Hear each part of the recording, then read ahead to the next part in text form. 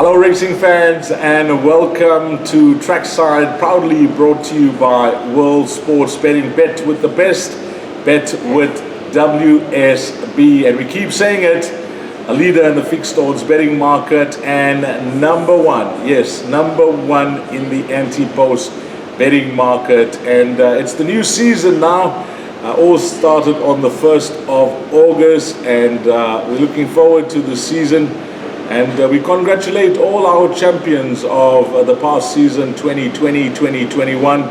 And we know most of them, but with regards to the Equine Awards, all that will be revealed on the 17th of August. And we wish everybody well that are nominated for those awards. What's happening on this show?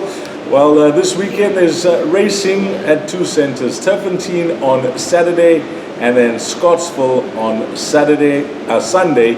And I had a look at both cards and we've gone with two trebles.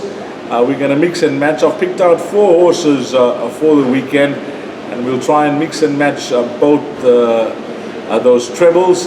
And we'll begin at Turffontein and move on to Scottsville. We've also done a Jackpot 1 at Turffontein on Saturday. So without further ado, let the show begin, and it'll all begin for us with that treble in race number 6 at Turffontein on Saturday, and that's the Bloodstock South Africa Sales Cup, a listed race over 1400 meters, and we're going with the top one.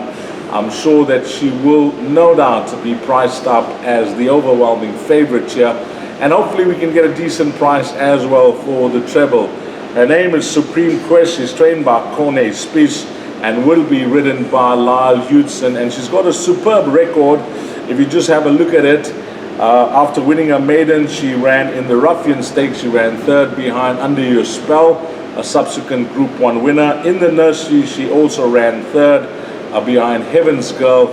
She then went on to win the Bloodstock South Africa sales race that was over 1300 meters on Vodacom Durban July Day, and she won that effortlessly with jockey Lyle Hudson. And then last time out, which was a week ago, she took her place in the Grade 1 Tequini Stakes and she put in a massive performance. She was traveling smoothly throughout, and Richard Fourie could waste no time. He went early at the top of the straight and hit the front at the 300 meter mark, and she ran all the way to the line. It was a gutsy run from her, considering how close herself and Kayleen got, and there were excuses as well in the latter stages of that race.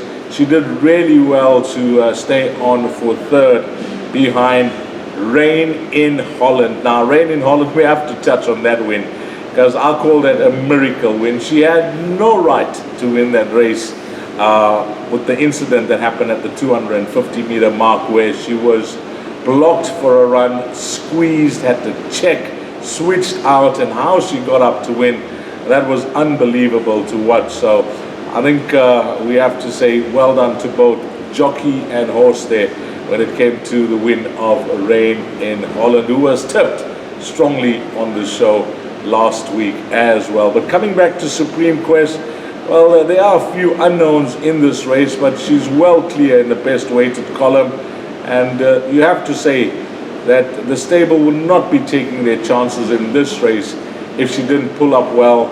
She's fit and ready for a race a week later. So Corne Spies is a master at traveling horses around the country, running them in quick succession as well. He's had a lot of success, just traveling horses and running them a week apart or 2 weeks apart. So he knows how to get the job done, and I have no doubt that on her credentials and what she brings into the race, number 3, Supreme Quest will be the horse to beat, and she's going to start out our Trackside treble.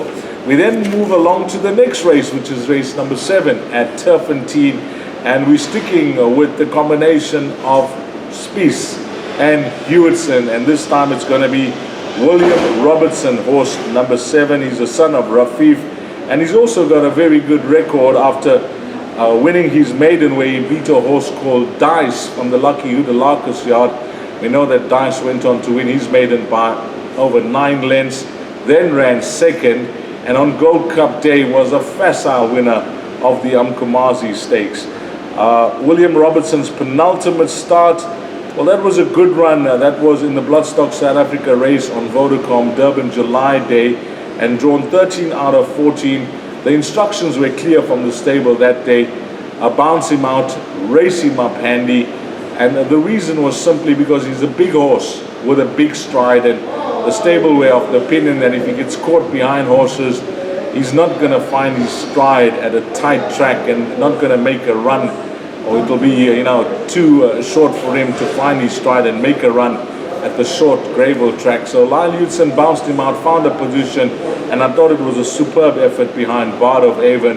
And then last time out in the Group 1 Premier's Champion Stakes, similar tactics were adopted when Ryan Munger was aboard him, and that day he was run out of it very late. He actually moved up so smartly at the 300-meter mark, but he was just leg weary at the business end of the race, and he was beaten by Good Traveller from the Glenn Cotson stable and Hana Kalani from the Mike Miller yard, who found a very good finish. But nevertheless, that was a great run for William Robertson. And this time round, at a galloping track like Turffontein with a long run-in, I suspect that he's not going to be ridden for a position in the early stages of the race. They're going to leave him where he's comfortable. There's enough time for him to gather his stride and make his move down the long straight at Turffontein. And when you look at his form between himself and Bard of Avon, there shouldn't be much that will separate the two. But I think at a testing course like Turffontein, over 1,600 meters, I'm going to be firmly in the camp of number 7, William Robertson. So those are the two horses that I've picked out, and they both come up in the sales races, the Bloodstock South Africa sales races at Turffontein. And then we move along to Scottsville on Sunday. And if those two arrive, well, we're hoping it's quick and fast. It's race number 1, that we can collect the treble with Sean Veal and Dennis Dreyer. Luna Camp is his name. He's a 3-year-old son of Captain of All, and he made his debut back in June. He was unfancied that day, considering that he blew out in the betting market to around 25 to 1, and he seemed to be outpaced for most of the race. He was sitting midfield going into the final 400, and then found a very good finish. He was the fastest finisher in that race, over 1,000 meters in a time of 22.9 seconds, running second behind Noble Sniper. And I have no doubt, having watched that race, the extra 200 meters should be ideal for this individual. The stable have had good form of late. That's a stable of Dennis Dreyer. So has jockey Sean Veal. And when I look at the opposition that he takes on here, of course, barring the first-timers who are the unknowns in the race, this horse, number 5, Luna Camp, he just needs to make that natural improvement from run 1 to run 2 and repeat his first start, going the extra furlong. I think will be very hard to beat here. Number 5, Luna Camp, in race number 1 at Scottsville on Sunday. We've picked out 3. I mentioned we're going to mix and match with the treble, so I've got 4 horses. And then in race number 3 on Sunday, I found a horse that I think will represent a lot of value. Her name is Namakwa Dove. She's trained by the Informed stable of Glenn Cotson. I've watched all 4 of her runs. In fact, I've kept a very close eye on her at her last 3 starts where she raced at Greyville.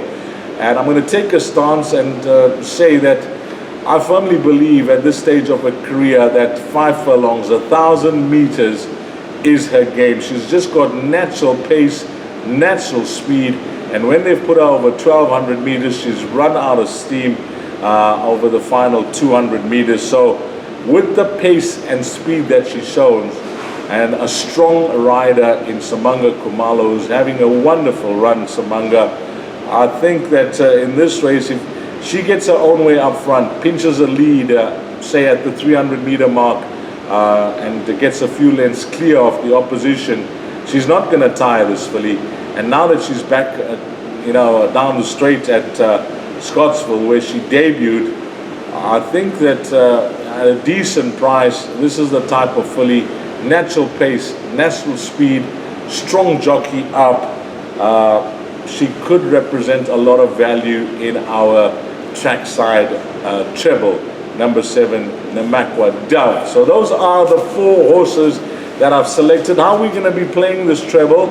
Well, I've gone with Supreme Quest and William Robertson at Turffontein on Saturday, and to close that off will be Lunacam in race 1 at Scottsville. That's treble number 1, and then treble number 2 will be Supreme Quest at Turffontein on Saturday into Lunacam, which is race 1 on Sunday, and then closing off that treble could be huge value if those 2 arrive, because this should be at a decent price.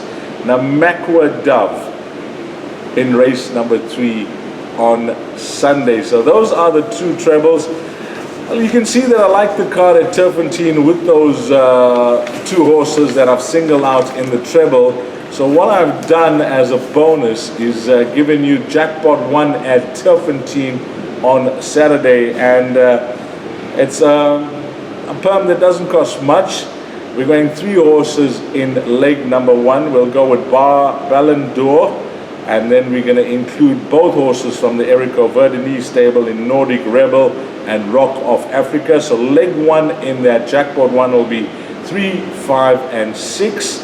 We're then going Banker Supreme Quest, horse number 3, Banker William Robertson, horse number 7, and in the last leg, hopefully we're running, we've got the field there, and that's 8 horses in the last day. Keep an eye out for scratchings, but that Jackpot 1 at Turffontein on Saturday with 3 times Banker times 8 will cost you 24 Rand, and that is a wrap of our trackside show. We got lots to look forward to with regards to those 2 trebles, and hopefully we get lucky and catch 1 or maybe 2 of them come this weekend. And on behalf of World Sports Betting, to all the punters out there, thank you for your support, but more importantly and more especially to you, the valued customer. We value your spend, we value your support, and we wish you all the best over this weekend. Until next week, you take care. Salani Gashle.